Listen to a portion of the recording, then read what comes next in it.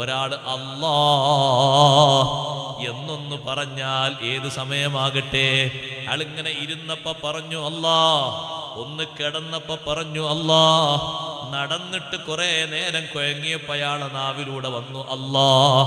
വലിയ ദിക്റല്ലേ അത്.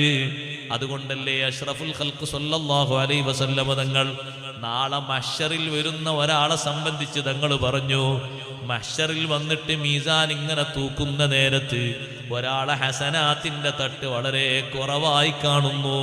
അയാളെ മനസ്സിന്റെ പേടി കൂടുതലായി, മുഖത്തിന്റെ നിറക്ക മാറിപ്പോയി. മീസാന് കനം തൂങ്ങിയാൽ വലിയ സന്തോഷമാണ്.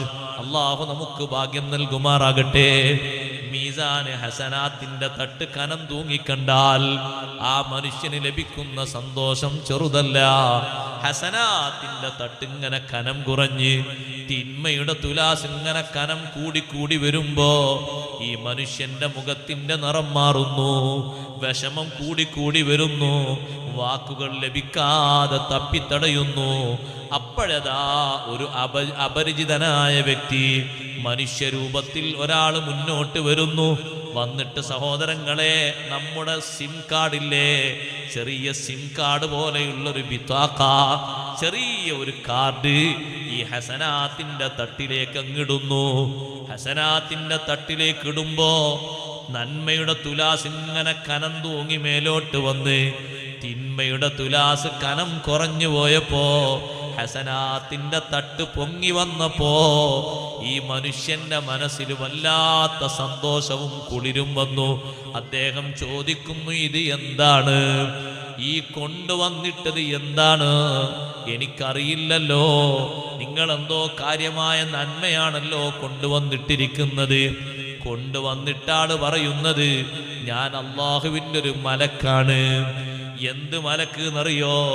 ദിക്റ് ചൊല്ലുന്നത് പ്രത്യേകം മീദാൻ നിർദ്ദേശിക്കപ്പെട്ട മലക്കുകളെ കൂട്ടത്തിൽ ഒരു മലക്കാണ് ഞാന്. കൊണ്ടുവന്നിട്ട ദിക്റ് ഏതാന്നറിയുമോ? രോഗഗ്രസ്തരായി നിന്റെ വീട്ടിൽ കുറെ കാലം നീ കിടന്നപ്പോ വേദന കൊണ്ട് ചെരിഞ്ഞും മറിഞ്ഞും കിടക്കുമ്പോ നിന്നെ താങ്ങി പിടിച്ച് വെള്ളം തരാൻ വേണ്ടി, ഭക്ഷണം വാരിക്കോരി തരാൻ വേണ്ടി, വണ്ടിയിലേക്ക് ട്രീറ്റ്മെന്റിന് കൊണ്ടുപോകാൻ വേണ്ടി വെക്കുമ്പോ നിന്നെ അതാ ഒന്ന് പൊക്കിയെടുത്തിട്ട് പുറത്തേക്ക് കൊണ്ടുപോയി ഒന്ന് കാറ്റുകൊള്ളാൻ വേണ്ടി ചാരിയിരുത്തുമ്പോ എല്ലാ ഘട്ടങ്ങളിലും വേദന സഹിച്ചുകൊണ്ട് നിന്റെ നാവിലൂടെ വന്നൊരു ദിക്റുണ്ട്, അല്ലാഹ്